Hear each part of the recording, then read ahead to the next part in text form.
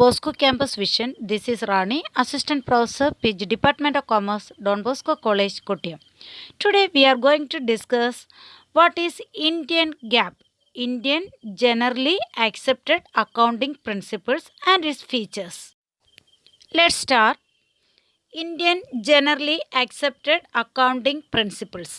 Indian GAAP means the generally accepted accounting practices in India, which come into effect from time to time. These are the rules and guidelines used in preparing the financial statements and report. The full form of GAAP means Generally Accepted Accounting Practices in India. Generally Accepted Accounting Principles. Okay, these are the rules and guidelines used in preparing the financial statements and reports.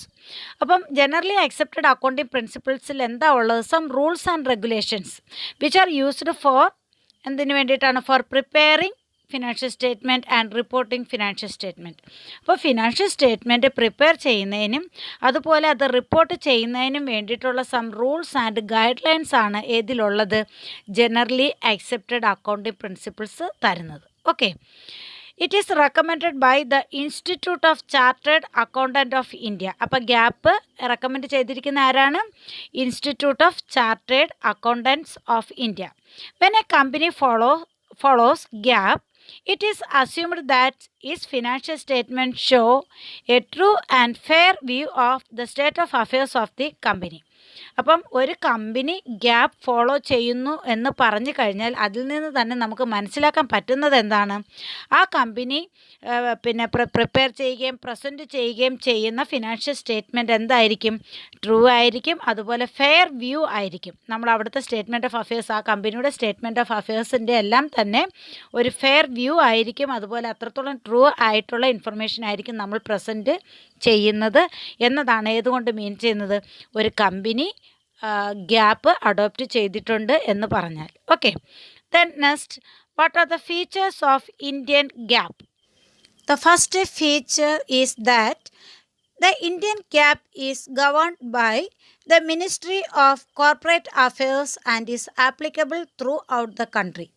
അപ്പം it is governed by, Indian GAAP is governed by the Ministry of Corporate Affairs. The Ministry of Corporate Affairs ആണ് ഏതിനെ govern ചെയ്യുന്നത്? Indian ഗ്യാപ്പിനെ govern ചെയ്യുന്നത്.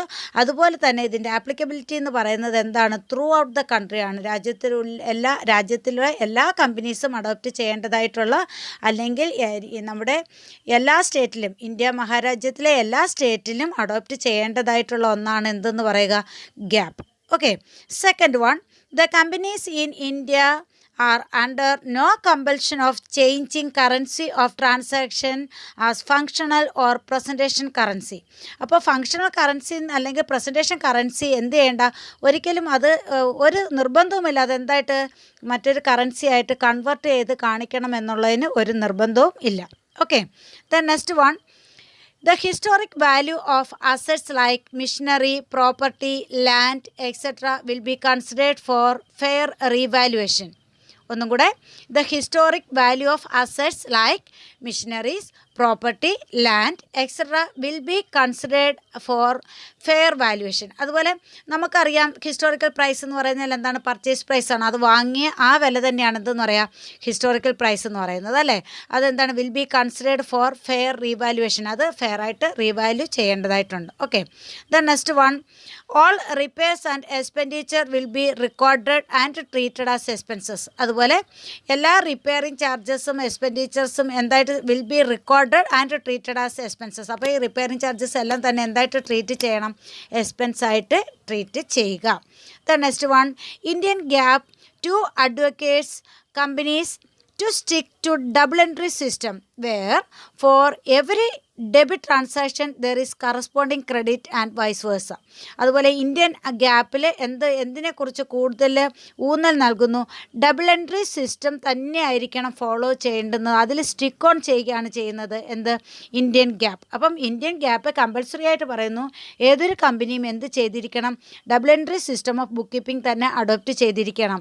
അതിൻ്റെ പ്രത്യേകത എന്താണ്? Where എന്താണ്, every debit transaction there is A corresponding credit. ഒരു debit transaction ഉണ്ടെങ്കിൽ തീർച്ചയായിട്ടും അതിന് കറസ്പോണ്ടിങ് എന്തുണ്ടാവും, ക്രെഡിറ്റ് ഉണ്ടായിരിക്കും. അല്ല, ഒരു ക്രെഡിറ്റ് ട്രാൻസാക്ഷൻ ഉണ്ടെങ്കിൽ അതിന് തീർച്ചയായിട്ടും എന്തുണ്ടാവും, ഒരു കറസ്പോണ്ടിങ് ഡെബിറ്റ് ട്രാൻസാക്ഷൻ ഉണ്ടാവും.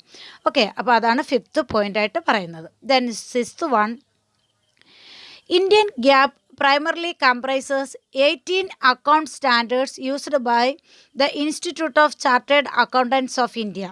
അതുപോലെ ഇന്ത്യൻ ഗ്യാപ്പ് ഏതാണ്, നമ്മുടെ അക്കൗണ്ടിങ് സ്റ്റാൻഡേർഡ്, ഇന്ത്യൻ അക്കൗണ്ടിങ് സ്റ്റാൻഡേർഡിൻ്റെ 18 അക്കൗണ്ടിങ് സ്റ്റാൻഡേർഡിൻ്റെ കംപ്രൈസസ് ആണ് എന്തെന്ന് പറയുക, ഇന്ത്യൻ ഗ്യാപ്പ് എന്നതുകൊണ്ട് മീൻ ചെയ്യുന്നത്. അപ്പോൾ നമ്മൾ നമ്മുടെ രാജ്യത്ത് നിലവിലുള്ള 18 അക്കൗണ്ടിങ് സ്റ്റാൻഡേർഡിൻ്റെ ഒരു എന്താണ് ക്യാപ്സുൾ ഫോമാണ് എന്തിലുള്ളത്, ഇന്ത്യൻ ഗ്യാപ്പിൽ പറയുന്നത്. Okay, then next one, Indian gap reflects international gap in key accounting principles such as going concern, consistency, etc. അപ്പോൾ ഇന്ത്യൻ ഗ്യാപ്പും അതുപോലെ ഇൻ്റർനാഷണൽ ഗ്യാപ്പും തമ്മിലുള്ള ഒരു സിമിലാരിറ്റി എന്ന് പറയുന്നത് തന്നെ എന്തൊക്കെയാണ്, എന്താണ് അസംഷൻസ്, അത് അല്ലെങ്കിൽ സം പ്രിൻസിപ്പിൾസ് എല്ലാം രണ്ടും ഫോളോ ചെയ്യുന്നുണ്ട്. അതിന് എക്സാമ്പിളാണ് ഗോയിങ് കൺസേൺ കോൺസെപ്റ്റ് അല്ലെങ്കിൽ കൺസിസ്റ്റൻസി പ്രിൻസിപ്പിൾ. ഇതെല്ലാം തന്നെ എന്താണ്, ഇന്ത്യൻ ഗ്യാപ്പും അതുപോലെ ഇൻ്റർനാഷണൽ ഗ്യാപ്പും ഫോളോ ചെയ്യുന്ന സം പ്രിൻസിപ്പിൾസ് ആണ്. Okay, next one, as per the Indian gap the companies should prepare individual financial statement and there is no requirement of preparing consolidated statement. അപ്പം ഇവിടെ എന്ത് മതി എന്നാണ് പറയുന്നത്, ഇന്ത്യൻ ഗ്യാപ്പ് പ്രകാരം എല്ലാ കമ്പനീസും എന്ത് ചെയ്തിരിക്കണം, should prepare individual financial statement. ഓരോ കമ്പനിയും അവരുടേതായ ഇൻഡിവിജ്വൽ ഫിനാൻഷ്യൽ സ്റ്റേറ്റ്മെൻറ്റ് പ്രിപ്പയർ ചെയ്യണം. ഒരു കൺസോളിഡേറ്റഡ് ഫിനാൻഷ്യൽ സ്റ്റേറ്റ്മെൻറ്റ് പ്രിപ്പയർ ചെയ്യേണ്ട ആവശ്യം ഇല്ല. ഓക്കെ, അപ്പോൾ ഇത്രയും കാര്യങ്ങളാണ് എന്തെന്ന് പറയുക, ഫീച്ചേഴ്സ് ഓഫ് ഇന്ത്യൻ ഗ്യാപ്പ് എന്ന് പറയുന്നത്. Okay, dear students, watch and listen the lecture carefully and write the assignment question, what do you mean by gap and what are the features of Indian gap? What are the features of Indian gap?